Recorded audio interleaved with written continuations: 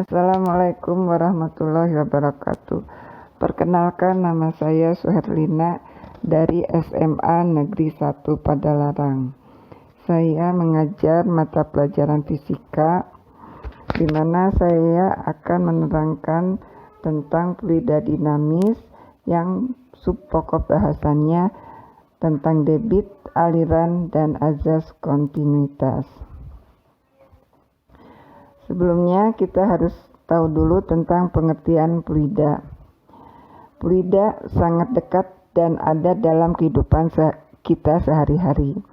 Fluida didefinisikan suatu zat yang bisa mengalami perubahan-perubahan bentuk secara kontinu atau terus-menerus bila terkena tekanan atau gaya geser walaupun relatif kecil, atau biasa disebut dengan zat yang bisa mengalir. Di mana seperti kita ketahui, zat yang bisa mengalir adalah zat cair dan gas. Kemudian fluida dibedakan menjadi dua jenis, yaitu fluida statis, fluida yang tidak bergerak, dan fluida dinamis, fluida yang bergerak. Fluida statis sudah kita bahas di bab sebelumnya, dan yang akan kita bahas adalah fluida yang bergerak atau fluida dinamis. Nah, di dalam fluida dinamis ada istilah fluida ideal. Apa sih fluida ideal itu? Nah, fluida ideal itu fluida yang mempunyai ciri-ciri sebagai berikut. 1. Fluida dianggap tidak kompresibel. Jadi apabila diberi tekanan, maka tidak akan ada perubahan massa jenisnya. Jadi maksudnya, kalau yang masuk itu adalah air, maka yang keluar dalam pipanya juga adalah air. Jadi yang masuknya air, keluarnya juga akan air.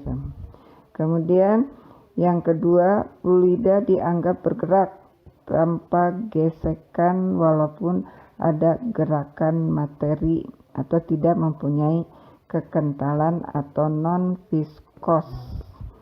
Jadi fluidanya cair ya.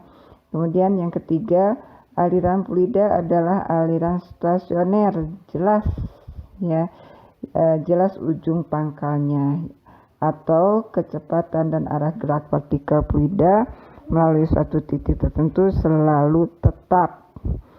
Kemudian yang keempat, tak tergantung waktu, yang sering disebut dengan tunak.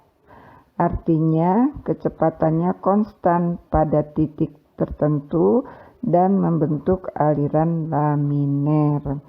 Maksudnya di sini kecepatannya itu tidak berubah di satu titik ke titik yang satunya lagi.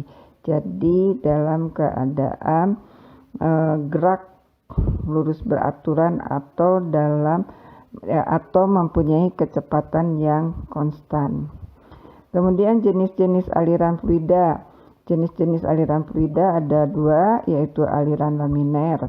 Di mana aliran laminer ini gambarnya seperti di samping, jelas ujung pangkalnya. Sedangkan yang kedua aliran turbulen. Turbulen kita bisa lihat di sini aliran fluida dalam pipa tidak beraturan atau tidak sejajar dengan pipa. Jadi bisa berputar ya, atau bisa berbelok-belok. Itu adalah aliran turbulen. Kemudian debit sekarang. Debit itu apa? Debit pada fluida bergerak memiliki besarannya adalah Q.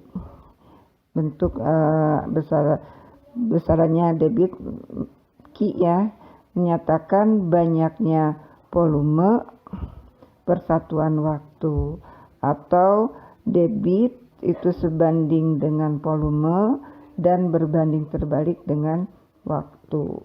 Yang maksudnya kalau volumenya besar, debitnya juga besar. Kemudian berbanding terbalik, kalau waktunya sangat singkat maka debitnya besar. Sedangkan kalau waktunya lama, maka debitnya kecil.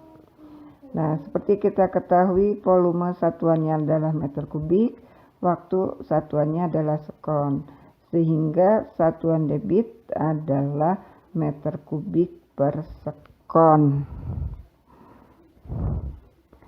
Kemudian azas kontinuitas. Amati gambar berikut. Di sini ada orang yang sedang menyiram.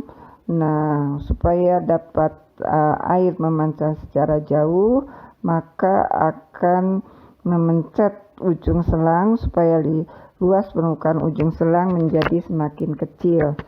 Akibatnya kecepatan air yang memancar semakin besar, disebabkan debit air yang masuk harus sama dengan debit air yang keluar.